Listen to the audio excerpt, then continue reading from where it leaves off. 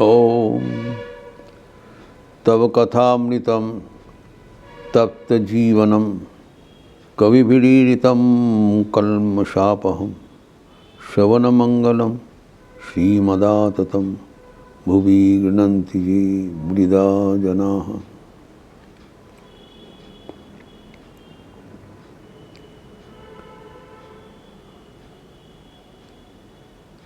भगवान दत्तात्रेय की 24 गुरु का विश्लेषण हो रहा था। आपात साधारण दृष्टांत से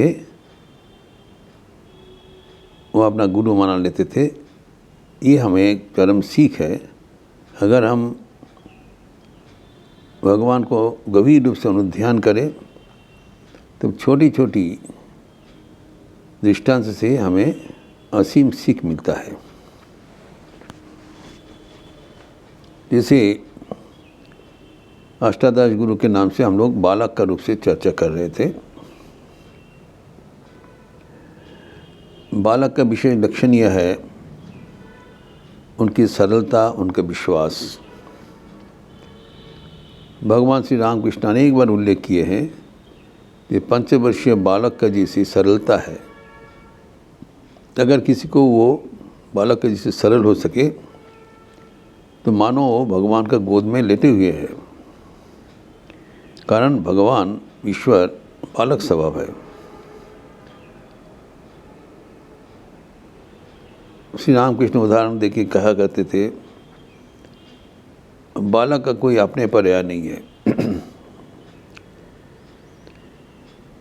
और उनका कोई आसक्ति नहीं है। 3 गुण का पार है।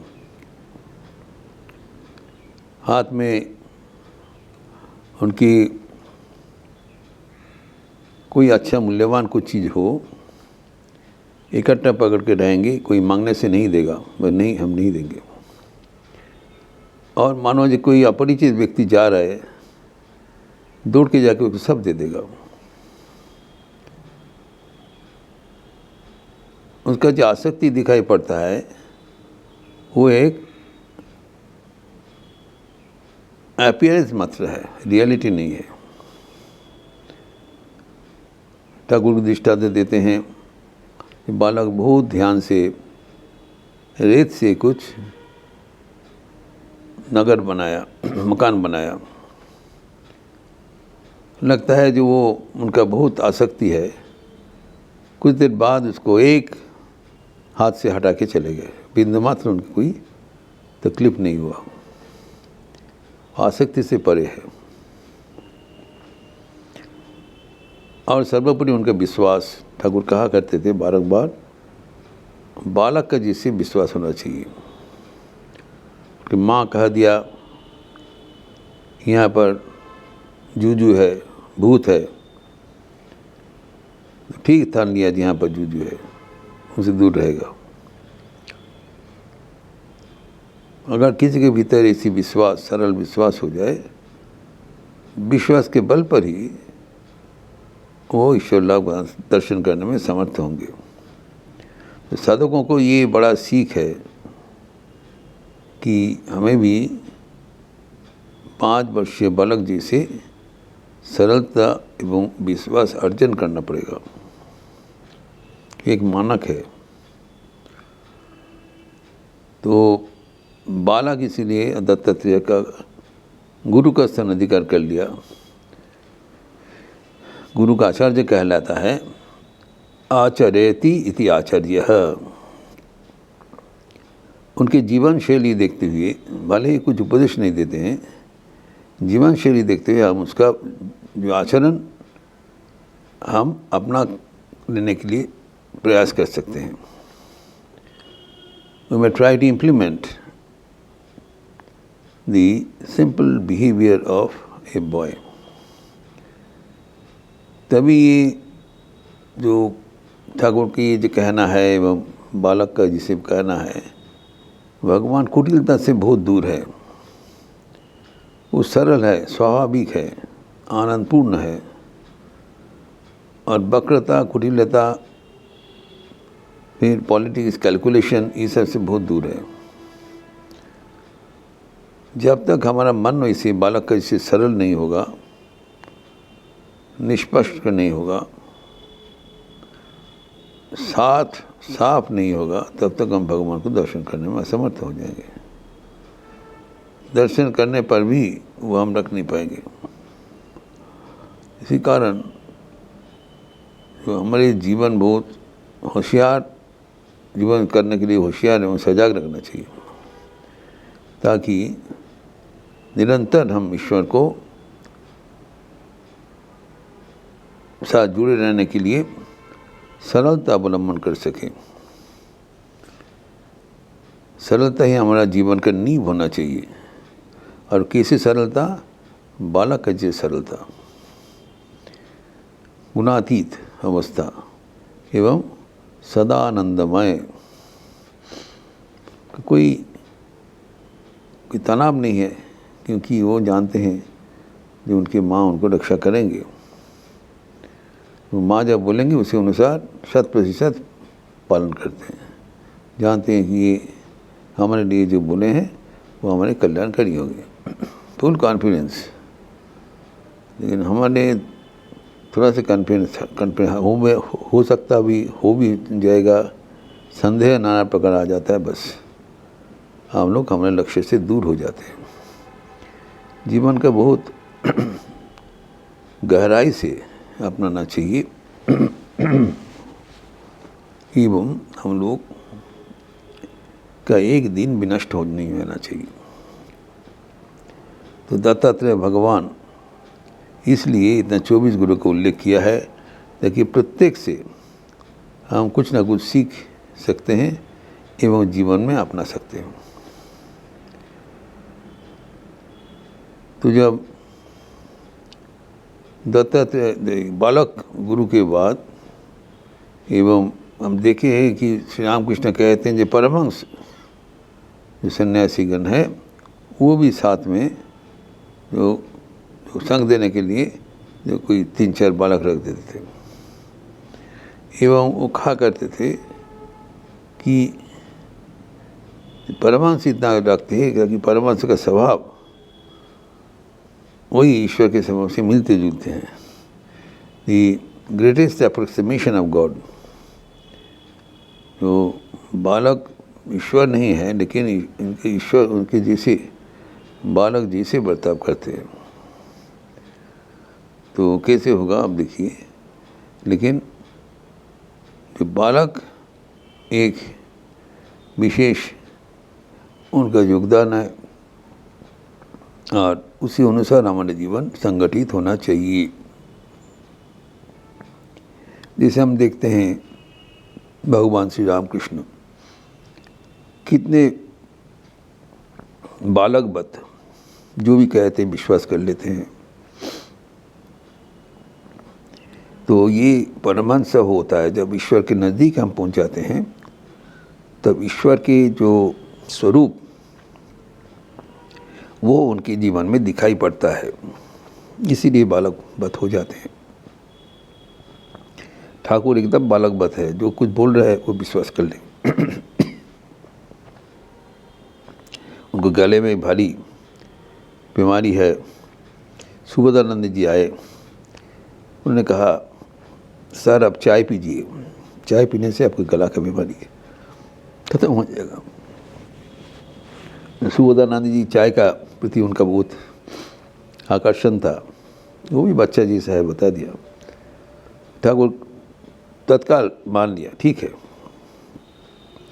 तो सुनते ही राजा महाराज थे उनके सेवक, उन्होंने कहा बिल्कुल नहीं, चाय पीने से आपका शरीर लेगा नहीं, आपका पेट गर्म हो जाएगा।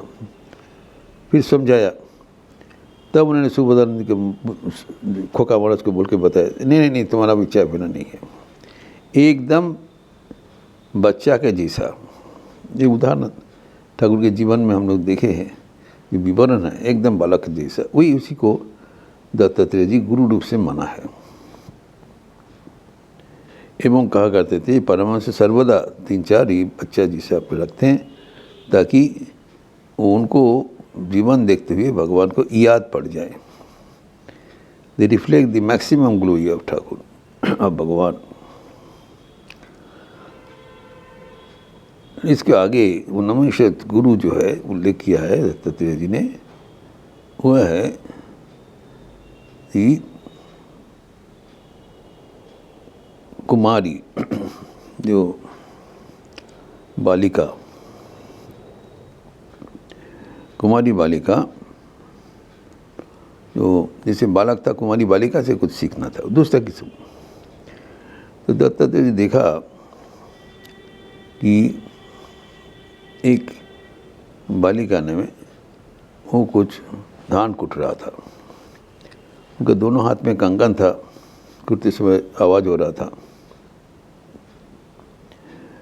तो उन्होंने नहीं चाहा कि उनके आवाज़ से किसी को असुविधा हो, कोई बिग ना हो। तो वो धीरे धीरे एक करके बाला खुलने लगा। किसी बाला खुलने लगा तो उनका जो तब भी आवाज़ पूरी नहीं आई, ऐसे नहीं गया। जब पूरा कंगन ना उठा लिया तब कंगन के साथ कंगन का संघर्ष होने से आवाज़ होता था। जब वो चले गए तब एकमात्र जो है जो कंगन डाक दिया, बाकी से उतर दिया। तब और कोई आवाज़ नहीं हुआ। जब तक दो था तब भी उसमें संघर्ष होने से आवाज़ निकलता था। जब सिर्फ एक ही वाला रख गया, कंगन लग गया, उससे और कुछ ना संघर्ष होने का कोई संभावना नहीं और आवाज़ नहीं की संभावना है।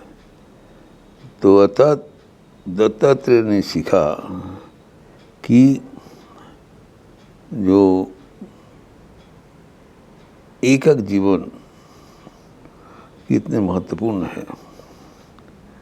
हमारे जो शैली है उसमें से हम लोग नाना प्रकार का संमिश्रण है, नाना प्रकार का बगीचा जो कुछ है, इसमें तो ये संगठन में हम भगवान को भूल जाते हैं। अगर हम अकेले रहेंगे तब भगवान की याद हो जाता है। इसलिए श्री रामकृष्ण एकांतवास के लिए इतना जोरदार उन्होंने निवेदन किया। पहले उनका विचार था कि साधु संग करो, तो साधु संग करने से मुक्ति होगा। कैसे होगा? तो अभी इन लोग का कहना है कि न तो हम साधु संग के लिए जो अकेले रहने के लिए दिया है, तो ठाकुर का जो विचार है पहले सत्संग करो, सत्संग करने से तुम्हारे एकांतवास की इच्छा होगी और एकांतवास में श्री भगवान को याद रखते हुए जितना हो सके भगवान के साथ प्रार्थना करो। ये परंपरा है। साधु संग के बाद निर्जनवास, एकांतवास, और उसके बाद में आके कोई देखकर वहाँ फिर तो अकेला रहना अत्यंत ज़रूरी है आध्यात्मिक जीवन के लिए। जो कहा जाता है कि एकांतवास ही हमारे आध्यात्मिक जीवन का नींव है।